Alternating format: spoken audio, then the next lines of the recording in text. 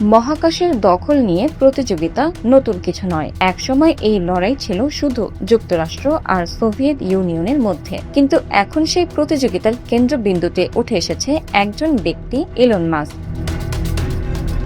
তার প্রতিষ্ঠিত space x এবং স্যাটেলাইট ইন্টারনেট প্রকল্প স্টারলিংক এখন শুধু প্রযুক্তি জগৎ নয়, বিশ্ব রাজনীতির অন্যতম বড় আলোচনার বিষয়।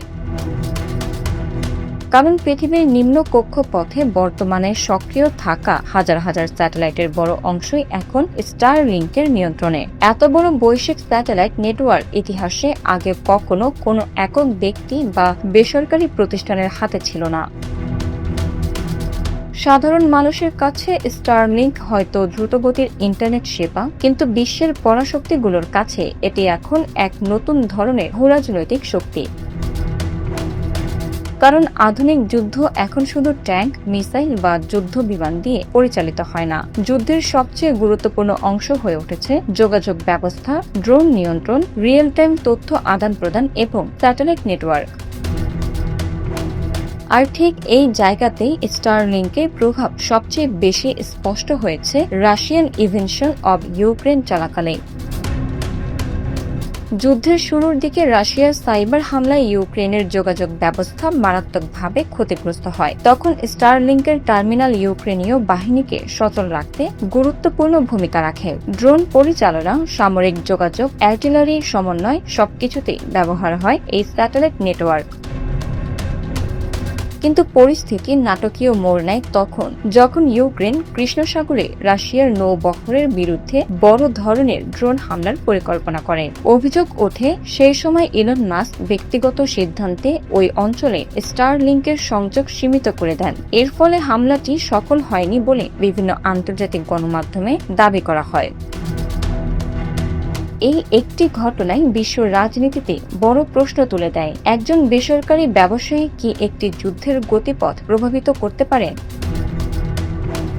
ওয়াশিংটন, ব্রাসেলস, মস্কো এবং বেইজিং সব জায়গাতেই শুরু হয় নতুন আলোচনা। কারণ বিশ্ব শক্তিগুলো বুঝতে পারে ভবিষ্যতের সংঘাতে শুধু রাষ্ট্র নয়, প্রযুক্তি কোম্পানিও হয়ে উঠতে পারে সবচেয়ে গুরুত্বপূর্ণ শক্তি।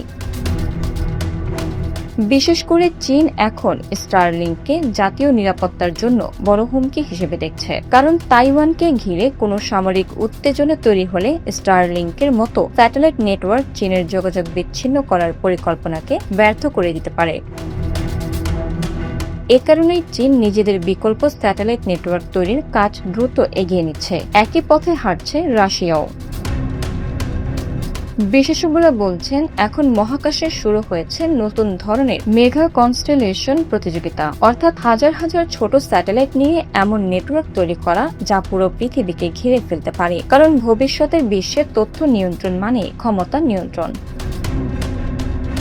একসময় তেল ছিল সবচেয়ে গুরুত্বপূর্ণ সম্পদ, পরে গুরুত্ব পায় ডাটা, আর এখন সেই ডাটা প্রবাহ নিয়ন্ত্রণের সবচেয়ে শক্তিশালী মাধ্যম হয়ে উঠছে মহাকাশ ভিত্তিক স্যাটেলাইট নেটওয়ার্ক।